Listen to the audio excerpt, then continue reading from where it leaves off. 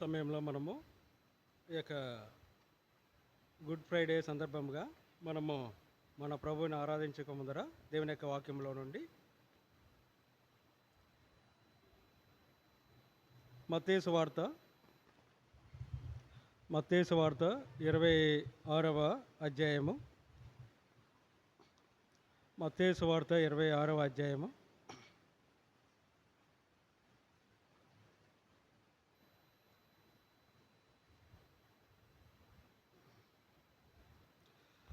మత్తయి సువార్త 26వ అధ్యాయము 36వ వచనము 37వ వచనము మనమందరం కలిసి చదువుకుందాం. మత్తయి సువార్త 26వ అధ్యాయము 36వ వచనము 37వ వచనము మనమందరము కలిసి చదువుకుందాం.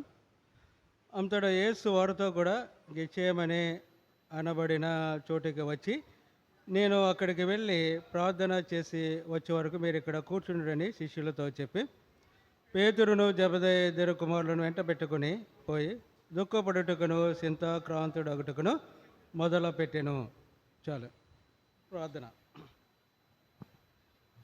జీవంగల దేవా, పరిశుద్ధుడైన తండ్రి, మీ గొప్ప నామమునకు కృతజ్ఞతాస్తుతులు చెల్లించుకునేవారు ఉంటున్నాం.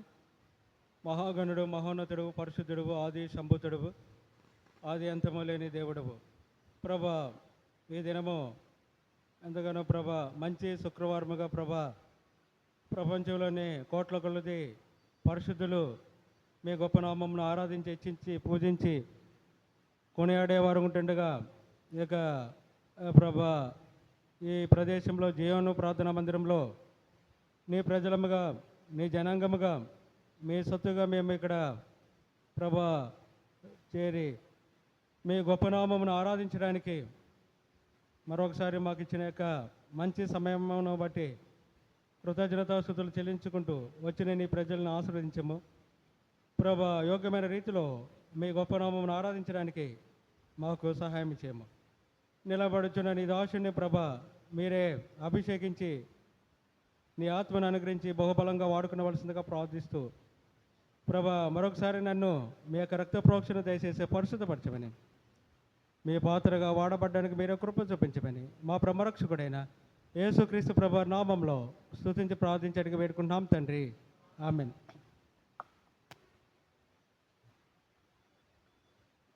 ఇక గుడ్ ఫ్రైడే యొక్క శుభదినమున మనము దేవుని యొక్క ఇంటిలోనికి మన ప్రభువుని ఆరాధించడానికి మనం ప్రవేశించున్నాం. మన యొక్క అసెంబ్లీలో సాధారణంగా ఏ ఫెస్టివల్ కూడా చేయరు. మనం January 1 తప్ప 31 January 1. అయితే దేవుని యొక్క వాక్యంలో అతి స్పష్టముగా వ్రాయబడి ఉంది కదండి. పునరుద్ధాన దినము అంటే లార్డ్స్ డే, పునరుద్ధాన దినము ముందుగానే శుక్రవారము లేకపోతే గుడ్ ఫ్రైడే రోజుని మన ప్రభు అయిన యేసుక్రీస్తు వారిని వారు సిలువ వేసి ఉన్నారు. ఆయన సిలువ వేయబడి చనిపోయి సమాధి చేయబడి 3వ దినమున ఆయన మృత్యుంజయుడిగా లేచి ఉన్నాడు. That is Easter. ఈ విధంగా ఈ యొక్క గుడ్ ఫ్రైడేకి ముందుగా మనము పామ్ సండే, మట్టల ఆదివారము మనం దేవుని యొక్క వాక్యంలో కూడా చూడగలిగే వారు ఉంటున్నాం. ఈ విధంగా మనము ఈ యొక్క ఉదయకాల సమయంలో దేవుని యొక్క ఇంటిలో మనం ప్రవేశించున్నాం. మన ప్రభు అయిన యేసుక్రీస్తు వారు ఈ విధంగా ఈ యొక్క గుడ్ ఫ్రైడే, ఈస్టర్ ఇవన్నీ కూడా ఆయన మానవులమైన మన కొరకు, ఆయన మనల్ని రక్షించడానికి, మనల్ని కూడా ఆయన యొక్క పోలికలోనికి, ఆయన యొక్క స్వారూప్యములోనికి ఆయన తీసుకురావడానికి, నిజంగా మానవుడు ఆదాము యొక్క పాపం వలన ఎంతగానో పాపిగా చేయబడి ఉన్నాడు. లేకపోతే దేవుని యొక్క మహిమను, దేవుడిచ్చిన ఆధిక్యతను కోల్పోయి ఉన్నాడు. కానీ మన ప్రభు అయిన యేసుక్రీస్తు వారిలో దాని అంతటినీ మనము సమకూర్చుకునే వారు ఉంటున్నాం. కాబట్టి this day it is very special day and happiest day. ఎంతో సంతోషకరమైన దినం. కానీ మన ప్రభువుని శ్రమపరిచిన దినముగా కూడా మనము భావించేవారు ఉంటున్నాం. ఈ సందర్భంలో మనము కొన్ని అనుభవములు మనం చూసిన తర్వాత మనం ఆరాధనలోనికి ప్రవేశిద్దాం. మొదటిగా ఇక్కడ గెత్సేమనే అనుభవం గుండా మన ప్రభువైన యేసుక్రీస్తు వారు ఆయన వెళ్ళేవారు ఉన్నారు. ఈ యొక్క గెత్సేమనే ఈ స్థలంలో ఆయన ఏ విధంగా ఉన్నారో ఇక్కడ మనము చూసినట్లయితే 37వ వచనము, దయచేసి మత్తయి సువార్త 26వ అధ్యాయము 37వ వచనంలో ఆయన ఈ విధంగా ఇటువంటి దుఃఖమును 2వ లైన్లో 37వ వచనం 2వ లైన్లో దుఃఖపడుటకును చింతాక్రాంతుడగుటకును మొదలుపెట్టాను. చూడండి, ప్రభువైన యేసుక్రీస్తు వారు ఆయన దుఃఖపడేవాడుకుంటున్నాడు. ఆయన చింతాక్రాంతుడైనట్లుగా చూడగలుగుతున్నాం. ఎవరి కొరకమ్మా? నా కొరకు, నీ కొరకు ఎటువంటి దుఃఖమును. అంతేకాదు ఆయన యొక్క మరొక చోట మనము లోకాసు వార్తలో మనం చూసినట్లయితే ఆయన యొక్క చెమట నేలనే పడుచున్న రక్తపు బిందువుల వలె. ఎందుకు ప్రభువైన యేసుక్రీస్తు వారు ఇటువంటి వేదనను, ఇటువంటి దుఃఖమును, ఇటువంటి చింతాక్రాంతుడుగా బాధను అనుభవించేవాడు ఉన్నాడంటే మనల్ని విమోచించడానికి, మనల్ని ఆ పాపము నుండి, శాపము నుండి, జన్మ కర్మ పాపాల నుండి విడిపించడానికి ప్రభువైన యేసుక్రీస్తు వారు మొదటగా ఈ గెత్సేమనే అనుభవం ద్వారా ఆయన వెళ్ళేవాడుగా ఉంటున్నాడు. కాబట్టి మనము ఒక సందర్భం మనం చూసినట్లయితే రండి, మత్తయి సువార్త 4వ అధ్యాయంలో ప్రభు యొక్క శిష్యులు ఏ విధంగా పలికేవారు ఉంటున్నారు. రండి, మత్తయి సువార్త 4వ అధ్యాయము 38వ వచనం దయచేసి చదవండి ఎవరైనా. మత్తయి సువార్త 4వ అధ్యాయము 38వ వచనం. మత్తయి సువార్త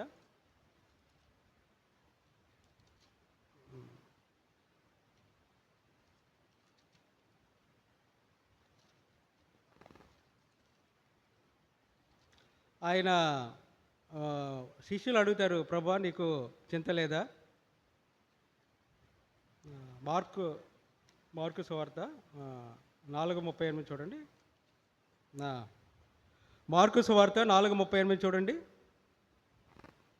37 నుంచి చదవండి. మార్కు సువార్త 4వ అధ్యాయము 37-38 వచనములు. లేకపోతే నేను చదువుతున్నాను 37వ వచనము. అప్పుడు పెద్ద తుఫాను రేగి ఆయన ఉన్న దోణి మీద అలలో కొట్టినందున దోణి నిండిపోయాను. ఆయన దోణి అమరమున తలగడ మీద తల వాల్చుకొని నిద్రించుచుండెను. వారు ఆయనను లేపి, బోధకుడా మేము నశించిపోవచ్చున్నాము, నీకు చింత లేదా అని ఆయనతో అనిరే. చూడండి శిష్యులు, ఓ ప్రభువా మేము తుఫాను రేగి ఎంతగానో ఈ యొక్క ధోనిను ఎంతో అలల చేత కొట్టబడేది ఉంటుంది, మేము నశించిపోవచ్చున్నాం, నీకు చింత లేదా? ప్రభువు ఎవరి కొరకు చింతాక్రాంతుడిగా చేయబడి ఉన్నాడమ్మా? మన కొరకు. చూడండి, ఈ విధంగా ఆయన మన యొక్క భారములను భరించేవాడుకుంటున్నాడు. కీర్తన 55:22 వచనంలో మనం చూడగలిగే వాడుకుంటాం. ఈ విధంగా దుఃఖపడేవాడుకుంటున్నాడు, చింతాక్రాంతుడై ఉన్నట్లుగా మనము చూడగలిగే వాడుకుంటున్నాం.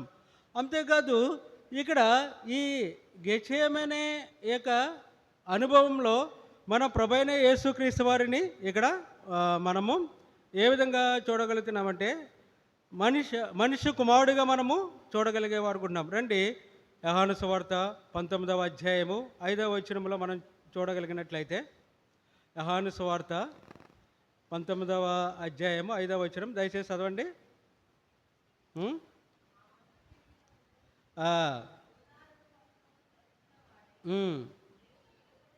యేసు వెలుపలకు రాగా ఇదిగో ఈ మనుషుడు.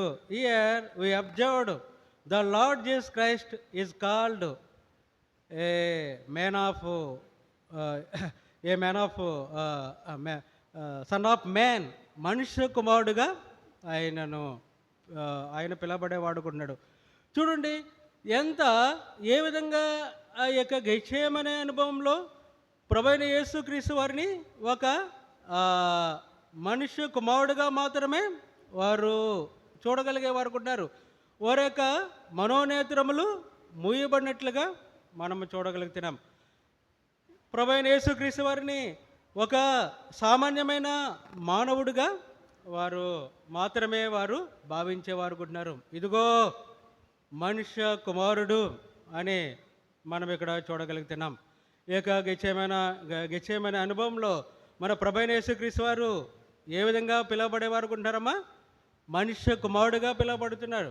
అంతేకాకుండా ఆయన మన కొరకు ఇటువంటి దుఃఖమును చింతాక్రాంతుడుగా ఆయన ఆ, ఆ, కలి ఆయన చింత మన ఎడల కలిగి ఉన్నారో మనము ఇక్కడ చూడగలిగే వారు అనుకుంటున్నాం. ఈ విధంగా ఆయన మనుష్య కుమారుడుగా ఆయన పిలువబడేవాడు అనుకుంటున్నాడు. ఇంకా మనము దేవుని యొక్క వాక్యములో మనము చూసినట్లయితే ఇంకా అనేక రీతిలుగా వారు మన ప్రభువుని ఒక మానవుడిగానే వారు గుర్తించినట్లుగా మనము చూడగలుగుతున్నాం. ఈ యొక్క గెచ్చేమైన అనుభవంలో ఇక్కడ మనము మన యొక్క ఆరాధనలో మన ప్రభువైన యేసుక్రీస్తు వారిని మనుష్య కుమారుడుగా మానవుడిగా వారు చూసేవారు అనుకుంటున్నారు, చిత్రీకరించేవారు అనుకుంటున్నారు.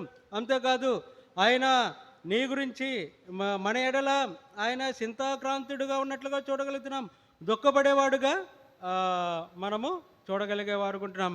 అంతేకాకుండా ఆయన వేదన, ఆయన యొక్క చెమట రక్తపు బిందువుల వలె నేలన పడుచున్నట్లుగా మనము చూడగలిగేవారు అనుకుంటున్నాం. ఇది మొదట అనుభవంగా మనము చూడగలిగేవారు అనుకుంటున్నాం, ఈ యొక్క గేక్ష్యమైన అనుభవం. రెండవదిగా గబ్బాతా అనుభవంలో మనము ఇక్కడ చూసినట్లయితే రండి, మత్తయి సువార్త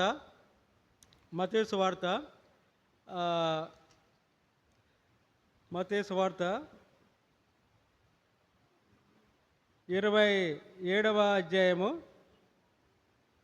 మత్తయి సువార్త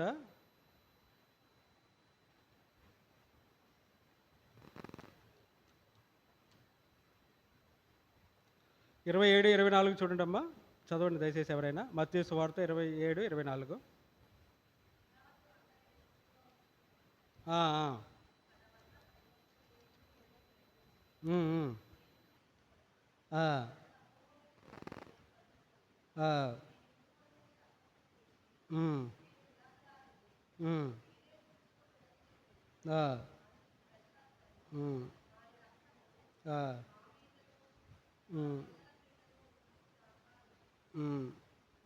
ఇక్కడ మనము ఇదే యోహాను సువార్త 19వ అధ్యాయము 14వ వచనంలో మనము చూడగలుగుతున్నాం ఏ గబాతా అనే మాట. చూడండి, మత్తయి సువార్త 14వ వచనంలో ఇక్కడ రెండవదిగా ఆయన గబ్బాతా అనుభవం గుండా ఆయన వెళ్ళేవారు అనుకుంటున్నారు. 13వ వచనం నుండి చదవండి దయచేసి. యోహాను సువార్త 19వ అధ్యాయము 13వ వచనం. పిలాతు ఈ మాట విని యేసును బయటకు తీసుకుని వచ్చి రాళ్లపరిచిన స్థలమందు న్యాయపీఠం మీద కూర్చుండెను. హెబ్రీ భాషలో ఆ స్థలమునకు గబ్బాతా అని పేరు. ఈ యొక్క గబ్బాతా ప్రదేశంలో మన ప్రభువైన యేసుక్రీస్తు వారిని ఆయనకు అన్యాయమైన తీర్పు తీర్చినట్లుగా మనము చూడగలుగుతున్నాం. ఏమిటి అన్యాయమైన తీర్పు? ఆయన ఏ నేరము చేయలేదు, ఆయన నీతిమంతుడు, నిందారహితుడు, ఆయన పరిశుద్ధుడు. ఇటువంటి ప్రభువుని వారు ఒక అన్యాయమైన తీర్పు తీర్చేవారుగా ఉంటున్నారు. అందుకే పిలాతు మన ప్రభువుని గురించి ఈ విధంగా చెప్పేవాడు ఉంటున్నాడు. రండి, మత్తయి సువార్త 27వ అధ్యాయము. మత్తయి సువార్త 27వ అధ్యాయము 24వ వచనం చూడండి అమ్మా. మత్తయి సువార్త 27వ అధ్యాయము 24వ వచనము. పిలాతు అల్లరి ఎక్కువగుచున్నదని తన వలన ప్రయోజనమేమీ లేదని గ్రహించి నీళ్లు తీసుకుని జనసమూహం ఎదుట చేతులు కడుక్కుని, ఈ నీతిమంతుని రక్తమును గూర్చి నేను నిరపరాధిని, మీరే చూసుకున్నాడని చెప్పాను. ఈ విధంగా ఈ యొక్క నీతిమంతుని యొక్క రక్తము ఈజ్ రైచస్ అని ఈయన నీతిమంతుడు అని పిలాతు తీర్పు చెప్పినప్పటికీ వారు జనులు ఆయనను అన్యాయమైన తీర్పు తీర్చేవారు కొంటున్నారు ఇక గబాతు ఈ ప్రదేశంలో. అంతేకాదు ప్రభైన యేసుక్రీస్తు వారిని వారు ఏ విధంగా వారు చెప్పేవారు కొంటున్నారంటే, రండి మత్తయి సువార్త 27వ అధ్యాయంలో మనం చూసినట్లయితే 11వ వచనంలో ఆయనను ఏమని పిలిచేవారు కొంటున్నారమ్మ ఇక్కడ? యూదులు రాజువేనా. ఎందుకు ఆ విధంగా ఆయన యూదులు రాజువేనని చెప్పే ఇక్కడ రాయబడింది. పిలాతు అడుగుతున్నాడు, నీవు యూదుల రాజువేనా? ఆయన యూదుల రాజు కదమ్మా. When the time of the Lord Jesus Christ is born, the wise men, those are called, where is King of Jews? యూదుల రాజుగా పుట్టినవాడు ఎక్కడ ఉన్నాడు? ఈయన రాజుగా పిలవబడేవాడుకున్నాడు. ఈయన రాజు, ఈయన యుగయుగముల రాజు, శాశ్వతమైన రాజు. అయితే ఆయనను అన్యాయమైన తీర్పు తీర్చేవారుకుంటున్నారు. నువ్వు యూదుల రాజువేనా అని అడిగేవారుకుంటున్నారు. నువ్వు క్రీస్తువేనా అని అడిగేవారుకుంటున్నారు. ఇటు రీతిగా ఆయనను ప్రశ్నించేవారుగా ఉంటున్నారు. ప్రియులారా, ఈ ఉదయకాల సమయంలో మనం చూసినట్లయితే ఇక గబాతు అనుభవము, ఆయన మాత్రమే యూదుల రాజుగా ఆయన చెప్పుకున్నట్లుగా వారు చిత్రీకరించేవారు కొంటున్నారు. అందుకే ఆయన పైన ఏం రాసేవారు కొంటున్నారమ్మా? సిలువ పైన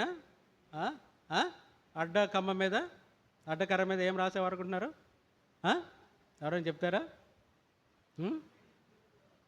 this is Christ, is the king of juice. ఇతను ఏసంట యూదుల రాజు. చూడండి ఎంత ఏ విధంగా వారు తృణీకరించేవారు ఉంటున్నారు. ఎందుకు ఇంతగా ప్రభువైన యేసుక్రీస్తు వారిని వారు తృణీకరించేవారు ఉంటున్నారు? ఆయన మనిషి కుమారుడుగా ఆయన వచ్చి ఉన్నాడు. చూడండి, మానవుడు ఎటువంటి వాడో మనము చూడగలిగే వారు ఉంటున్నాం. మన ప్రభువైన యేసుక్రీస్తు వారు ఆయన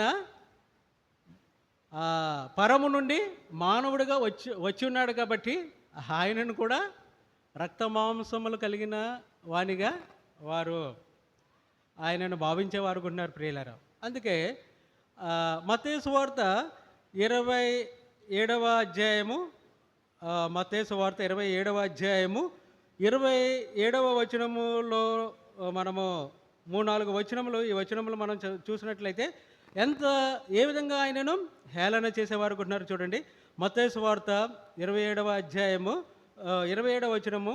దయచేసి నేను కొన్ని వచనములు చదువుతున్నాను, మీరు దయచేసి గమనించండి. 28వ వచనం, వారు ఆయన పై వస్త్రములు తీసివేసి ఆయనకు ఎర్రని అంగీ తొడిగించి ముండ్ల కిరీటం నల్లె ఆయన తలకు పెట్టి ఒక రెల్లు ఆయన కుడి చేతుల్లో నుంచి ఆయన ఎదుట మోకాలుని, యూదుల రాజా నీకు శుభమని ఆయనను అపహాసించి. ఎందుకు ఈ విధంగా చేస్తున్నారమ్మా? ఆయనకి యోధా రంగు వస్త్రమును ఎందుకు తొడిగించారు? ఆయనకి ముండ్ల కిరీటము, తలకు ముండ్ల కిరీటం ఎందుకు ధరింపజేసి ఉన్నారు? ఆయనకు రెల్లు ఎందుకు చేతికి ఇచ్చి ఉన్నారు? వాట్ అబౌట్ రెల్లు? రెల్లుని మనం ఏమంటాం? రెల్లుని ఏంటి? రెల్లు గడ్డి మొక్కది. అర్థమవుతుంది మీకు? తెలుసు కదా మనకి, గడ్డి మొక్క. అంటే ప్రభువైన యేసుక్రీస్తు వారిని, ఓ బలహీనుడు అయిన యేసు, నీవు కూడా మా వలె నువ్వు మానవ మాతృడవు, నువ్వు దేవుని కుమారుడు అని చెప్పుకుంటావు, యూదుల రాజు అని చెప్పుకుంటున్నావు, నువ్వు ఎంత బలహీనుడవో, ఏ విధంగా హేళన చేస్తున్నారు. రాజకుమారులు ఎటువంటి వస్త్రమును ధరించుకుంటారు? యోధా రంగు వస్త్రం ధరించుకుంటారు. అందుకే మన ప్రభువైన యేసుక్రీస్తు వారికి ఆయన వస్త్రము తీసివేసి ఆ వస్త్రము ధరింపజేస్తున్నారు. రాజుకి ఏముంటుందమ్మా? కిరీటం ఉంటుంది. హేళనగా ఆయనకి ముండ్ల కిరీటము ధరింపజేసి ఉన్నారు. రాజు చేతిలో ఏముంటుంది? రాడ్, అధికారం ఉంటుంది, పవర్. అందుకే మనము మేకా గ్రంథము 5వ అధ్యాయంలో మనం చూడగలుగుతున్నాం. A ruler is come forth into you is is old and for everlasting. పురాతన కాలము నుండి శాశ్వత కాలమునకైనా అధికారి అని అక్కడ మనం చూడగలుగుతున్నాం. ఆయన యుగయుగములను ఏలేవాడు, ఆయన శాశ్వత రాజు అనే దేవుని యొక్క వాక్యంలో మనము చూడగలుగుతున్నాం. అయితే ఇక్కడ ప్రభువైన యేసుక్రీస్తు వారిని ఎప్పుడైతే మనిషి కుమారుడుగా ఆయన భూమి మీదకు వచ్చినాడో, ఆయనను ఒక మానవుడిగా వారు చిత్రీకరించేవారు ఉంటున్నారు, ఆయనను హేళన చేసేవారు ఉన్నారు. ఆయన రాజుగా ఆయన చెప్పినందుకు ఎంతో ఆయనను హేళన చేసేవారు ఉన్నారు. ఆయన యోధా గోత్రపు సింహము, ఆయన చేతిలో రాజదండము యుగయుగములు ఉండేది ఉంటుంది. ఆయన యుగయుగములకు రాజు, శాశ్వతమైన రాజు. మనము అనేక సందర్భాలలో ఈ యొక్క రాజుని దేవుని యొక్క వాక్యములో మనము చూడగలిగే వారుకుంటున్నాం. జకరియా గ్రంథము 9వ అధ్యాయము 9వ వచనంలో అక్కడ ఏం రాయబడిందమ్మా? బిహోల్డ్ ఎవర్ కింగ్, ఇదిగో మీ రాజు అని మనం చూడగలుగుతున్నాం. యోహాను సువార్త 12వ అధ్యాయము 14వ వచనంలో ఏం రాయబడింది? సియోను కుమారి భయపడకము, ఇదిగో నీ రాజు అని అక్కడ మనం చూడగలం. Behold ever king. ప్రియులారా, ఈ విధంగా మన ప్రభువైన యేసుక్రీస్తు వారు ఆయన అనేక పేర్లతోటి పిలవబడేవాడుకుంటున్నాడు. ఏమండి? అనేకమైన పేర్లతోటి క్రీస్తుగా పిలవబడేవాడుకుంటున్నాడు, ఆయన మెస్సియాగా పిలవబడేవాడుకుంటున్నాడు, ఆయన యూదుల రాజుగా పిలవబడేవాడుకుంటున్నాడు, ఆయన సాలేము రాజుగా పిలవబడేవాడుకుంటున్నాడు, ఆయన మెల్కీషెదకు అని పిలవబడేవాడుకుంటున్నాడు, ఆయన సమాధాన రాజుగా పిలవబడేవాడుకుంటున్నాడు, ఆయన యుగయుగములు రాజుగా పిలవబడేవాడుకున్నాడు. అటువంటి రాజుని ఏమని వారు తృణీకరించేవారు ఉన్నారు. ఓ క్రీస్తు, నీవు కూడా మావలే ఒక సామాన్యమైన మానవుడువు. ప్రియులారా, మన ప్రభువైన యేసుక్రీస్తు వారు మన కొరకు, సర్వ మానవాళి కొరకు ఆయన మానవుడుగా, మనుష్య కుమారుడుగా పిలవబడేవాడుకుంటున్నాడు. ప్రియులారా, అది మనము గెచ్చమైన అనుభవంలో మనం చూడగలిగే వారుకుంటాం. గబాతా అనుభవంలో ఆయన రాజు అయినప్పటికీ, ఆయన యుగయుగములో రాజు అయినప్పటికీ వారు ఎంతగానో నువ్వు రాజువా, నువ్వు క్రీస్తువా, ఈ విధంగా వారు నువ్వు దేవుని కుమారుడువా అని ఎంతగానో ఆయనను తృణీకరించేవారుగా ఉంటున్నారు. ఒక ప్రజలే కాదండి ప్రభువైన యేసుక్రీస్తు వారిని తృణీకరించడం. సాతాను ఏమంటుందండి? మత్తయి సువార్త 4వ అధ్యాయంలోన ఏమంటుంది? నీవు దేవుని కుమారుడు అయితే, నీవు దేవుని కుమారుడు అయితే. చూడండి, సాతాను కూడా దాడి చేసేదుకుంటుంది. సాతానికి అన్నీ తెలుసు, మానవుడికి తెలియకపోవచ్చు. Satan knows everything.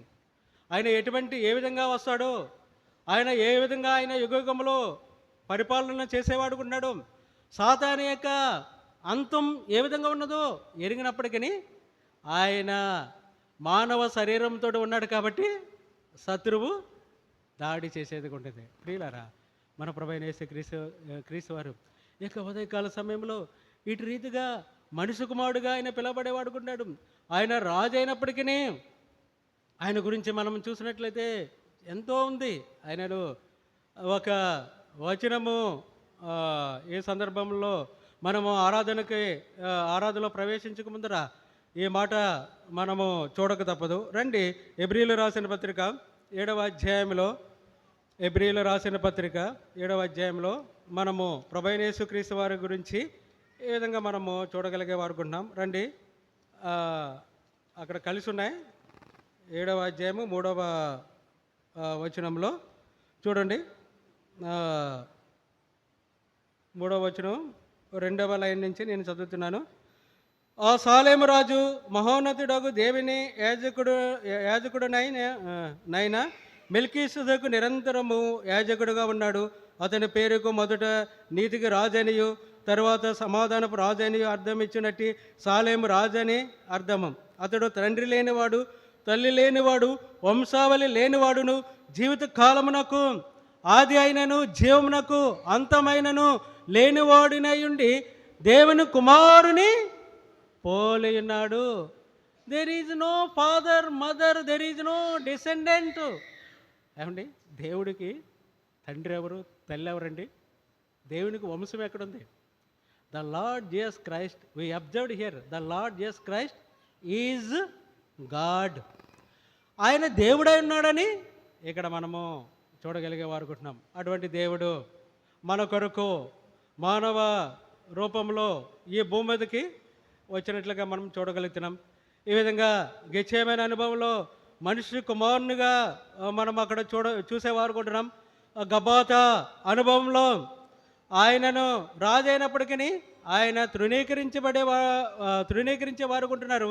అంతేకాదు ఆయనను హేళన చేసేవారుగా ఉంటున్నారు. మూడవదిగా గొల్గొతా అనుభవంలోకి మనం వచ్చినప్పుడు రండి.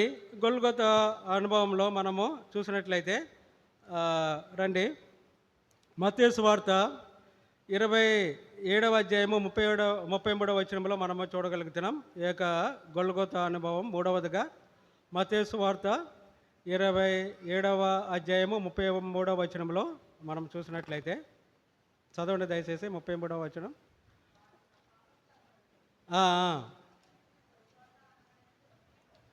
వచ్చి వారు కపాల స్థలమును అర్థమిచ్చు గొల్గోతా అనబడిన చోటికి వచ్చి, అక్కడ third thing it is called Golgotha. ఈ యొక్క మూడవ అనుభవం గొల్గోతా అనుభవంలో మనము ప్రభువైన యేసుక్రీస్తు వారిని వారు ఏ విధంగా వారు చెప్పేవారు ఉన్నారు చూడండి. కొన్ని వచనములు మనం చూద్దాం. మత్తయి సువార్త 27వ అధ్యాయము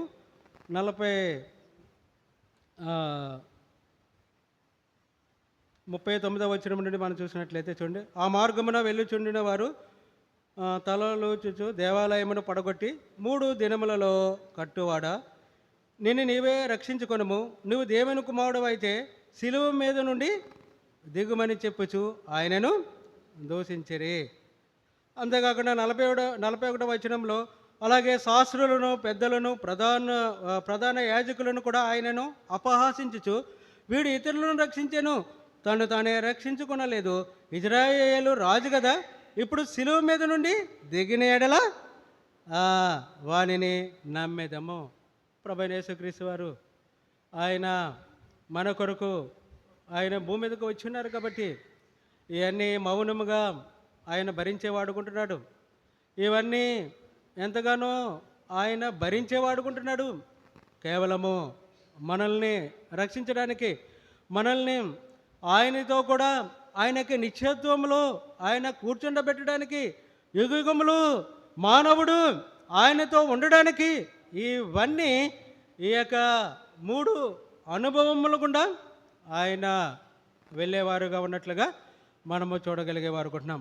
అంతేకాదు ఈ యొక్క గెచ్చేమని, ఈ యొక్క గబ్బత, ఈ యొక్క గొల్గోత అనుభవంలో కాకుండా 4వదిగా ఆయన మన కొరకు ఏ విధంగా చేయబడి ఉన్నారో ప్రభువైన యేసుక్రీస్తు వారిని మనము ఒక 2 వచనములు మనము చూసినట్లయితే 4వ సందర్భంగా రండి. యెషయా గ్రంథము 53వ అధ్యాయంలో మనం చూసినట్లయితే యెషయా గ్రంథము 53వ అధ్యాయంలో ఇక్కడ ఆయన మన కొరకు ఏ విధంగా చేయబడి ఉన్నారో మనం చూడగలిగే వారుకుంటున్నాం.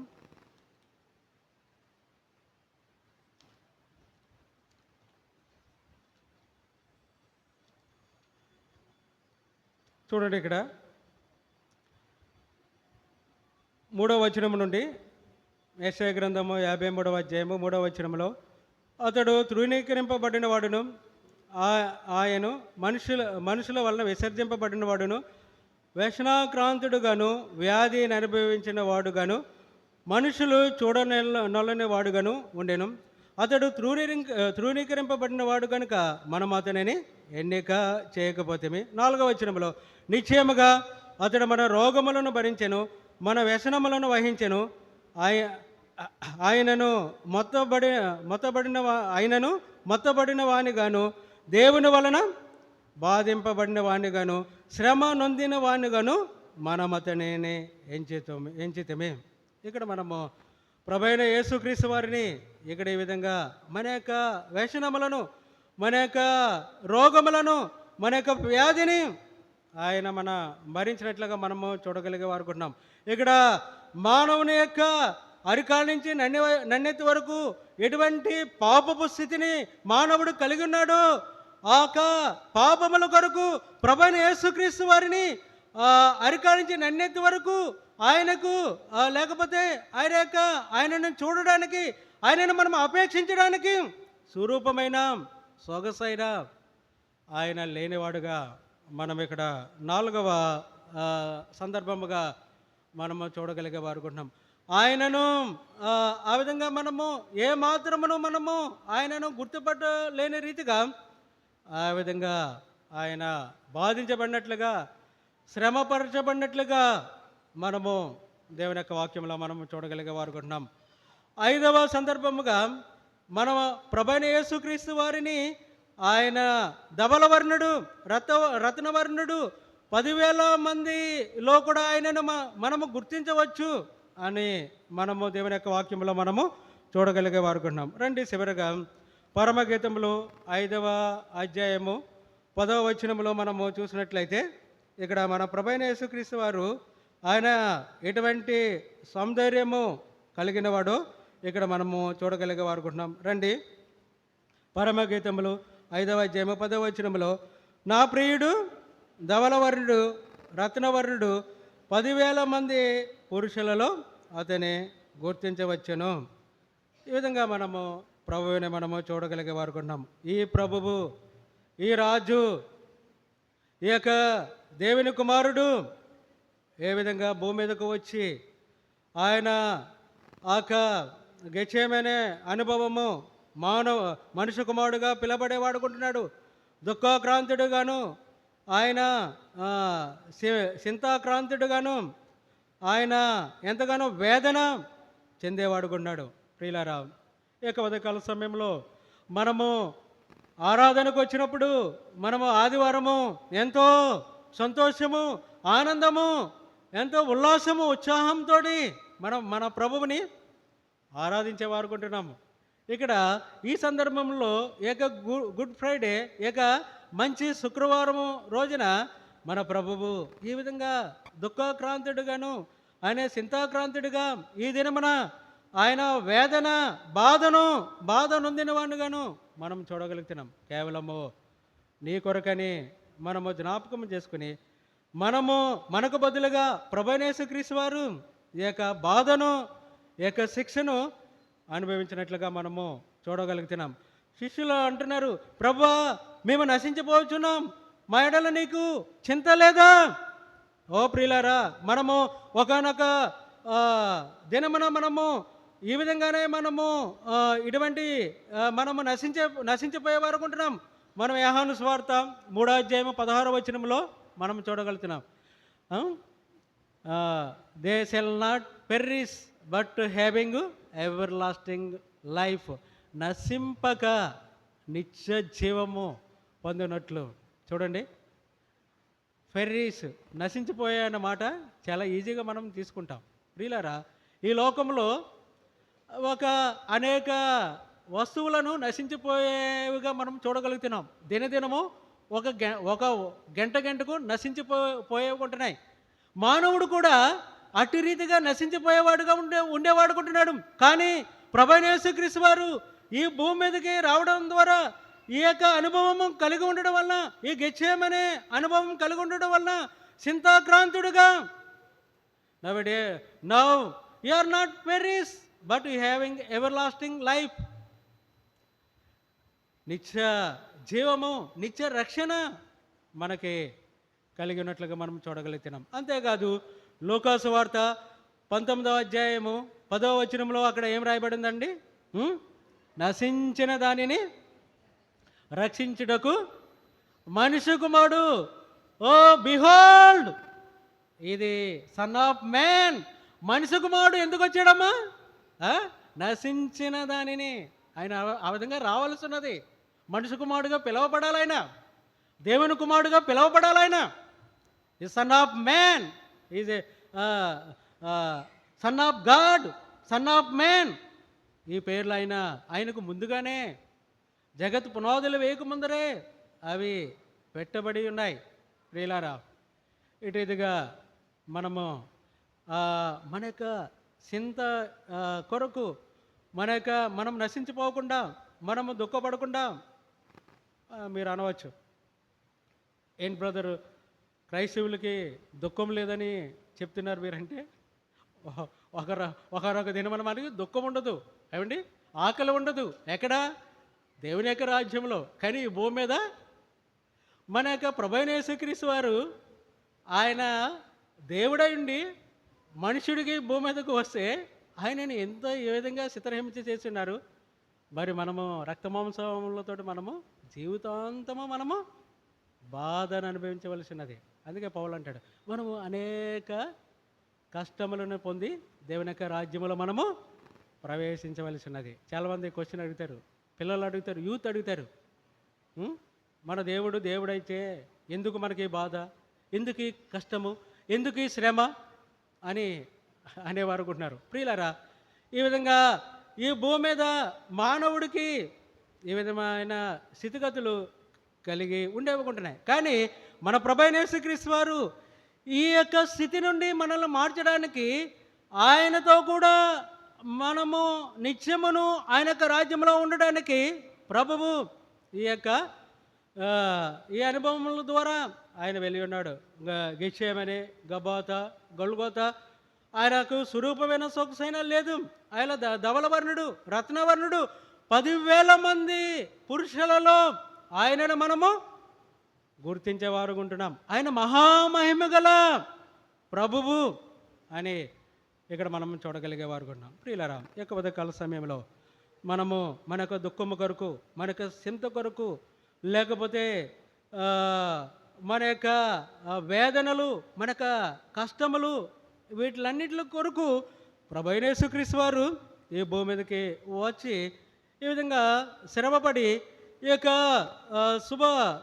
శుక్రవారము, లేకపోతే మంచి శుక్రవారమున ఆయన సిలువ వేయబడి ఆయన చనిపోయినట్లుగా మనము దేవుని యొక్క వాక్యంలో మనం చూడగలుగుతున్నాం. ఈ యొక్క ఉదయకాల సమయంలో ఓ ప్రియులారా, నీవు కూడా నిజంగా మనము ఈ యొక్క గుడ్ ఫ్రైడే రోజుని మరొకసారి మన ప్రభువుని మనము స్పర్శిద్దాం. ఆయనను మనము మరొకసారి దేవుని యొక్క వాక్యము మనకు హృదయమునకు తాకేదిగా ఉంటుంది. నువ్వు దుఃఖపడుతున్నావా? నువ్వు శ్రమ అనుభవించే వారుగా ఉంటున్నారా? లేకపోతే ప్రభువైన యేసుక్రీస్తు వారిని మనము సరైన రీతిలో మనము ఎరిగినప్పటికీ సరైన రీతిలో మనము గ్రహింపలేని వారు ఉంటున్నామా? చింతాక్రాంతులుగా ఉండేవారు ఉంటున్నామా? చింతపడేవారు ఉంటున్నామా? ఓ ప్రియులారా, జ్ఞాపకం చేసుకో, ఈ రాజు, ఈ ప్రభువు, ఆయన ఎల్లప్పుడూ రాజు, యుగయుగములకు రాజు, యుగయుగములు ఏలేవాడు, యుగయుగములకు ప్రభువు, యుగయుగములకు నీ దేవుడు. ఈ మాటను మర్చిపోవద్దు. ప్రియులారా, మరొక ఈ యొక్క గుడ్ ఫ్రైడే రోజున ప్రభువైన యేసుక్రీస్తు వారిని మనము ఈ విధంగా మనము ఆయనను ఇటు రీతిగా మనము ఆరాధించేవారు అనుకుంటున్నాం. ఇంకను మనము ఈ విధంగా వాటిలన్నింటినీ నీ ప్రభువు తొలగించడానికి ఆయన ఈ భూమి మీదకు వచ్చి ఉన్నాడని మనము గ్రహింపు కలిగి ఉండేవారు ఉండాలి. అంతేకాదు, మనం ఒక సందర్భం మనం చూసి నేను ముగించేవాడుకున్నాను. ఈయన గబాత అనుభవంలో ఈయన నువ్వు యూదుల రాజువేనా అని వారు పిలిచేవారు ఉన్నారు. ప్రభు అంటున్నాడు, నువ్వు అన్నట్టే ఆయన రాజు, ఆయన శాశ్వత రాజు, ఆయన యుగయుగములో రాజు, ఆయన సాలేము రాజు, ఆయన సియోను కుమారి, ఆయన నీ యొక్క సౌందర్యమును కోరిన రాజు. అంతేకాకుండా ఈ రాజు ఆయన మరొకసారి నీలో ప్రవేశించాలని ఈ యొక్క శుభ శుక్రవారంలో ఆయన నీ యొక్క హృదయంలోనికి మరొకసారి ప్రవేశించాలని కోరేవాడుకుంటున్నాడు. రండి, ఒక 2 వచనములు మనం చూసిన తర్వాత మనం ఆరాధనలోనికి ప్రవేశిద్దాం. 24వ కీర్తన 7వ వచనం నుండి ఒక మాట చూడండి. అక్కడ 24వ కీర్తన 7వ వచనం చదవండి అమ్మ దయచేసి తీసిన వారు. గుమ్మమ్మలారా మీ తలలో పై గుమ్మమ్మలారా మీ తలలో పైకెత్తుకున్నది, మహిమగల రాజు ప్రవేశించినట్లు పురాతనమైన తలుపులార మిమ్మను లేవనెత్తుకున్నది. మహిమగల ఈ రాజు ఎవడు? బల సౌర్యములు గల యెహోవా, యుద్ధశూరుడైన యెహోవా. గుమ్మములారా మీ తలల పైకెత్తుకున్నది, పురాతనమైన తలుపులారా మహిమగల రాజు ప్రవేశించినట్లు మిమ్మను లేవనెత్తుకున్నది. ప్రియులారా, మరొకసారి ప్రభువు మీ యొక్క హృదయమును తాకేవాడుకుంటున్నాడు. గుమ్మములారా, పురాతన తలుపులారా, నీ యొక్క క్రైస్తవ జీవితంలో నీవు ఎంతగానో వేదన పడేవారు ఉంటున్నారా? దుఃఖపడేవారు ఉంటున్నారా? చింతపడేవారుగా ఉంటున్నారా? లేకపోతే ఏమిటి నా జీవితము అని మీరు అనుకునేవారు ఉంటున్నారా? ఇదిగో మహిమగల రాజు ఆయన మరొకసారి ప్రవేశించేవాడుకుంటున్నాడు. తలలో పైకెత్తుడి, గుమ్మములారా, పురాతన తలుపులారా మిమ్మల్ని మీరు లేవనెత్తుకునుడి. ఇది కృంగిపోయిన దేవుని యొక్క పరిశుద్ధులనే సూచించేదుకుంటుంది. కృంగిపోయి ఉన్నావా? ఎంతగానో లేవలేని పరిస్థితిలో ఉన్నారా? మరొకసారి కల్వరి శిలువలో నీ రాజును, నీ ప్రభువును చూడు. ఆయన నిన్ను కోరినవాడు, నీలోనికి ప్రవేశించడానికి ఇష్టపడేవాడుకుంటున్నాడు. ప్రియులారా, ఈ విధంగా కృంగిపోయిన జనులారా, దుఃఖంలో ఉన్న ఓ క్రైస్తవ జనాంగమా, ఓ దేవుని ప్రజలారా, మహిమగల రాజు ఆయన ప్రవేశించేవాడుకున్నాడు. ఈ యొక్క మహిమగల రాజు ఎటువంటి వాడో ఇక్కడ మనం చూసినట్లయితే చూడండి. ఆయన ఎవరు? ఆయన 8వ వచనము 2వ భాగంలో, బలశౌర్యములు గల యెహోవా, యుద్ధశూరుడైన యెహోవా ఈజ్ మైటీ గాడ్. ఆయన బలశౌర్యములు గల దేవుడు, is mighty God, is a warrior. ఆయన యుద్ధశూరుడు.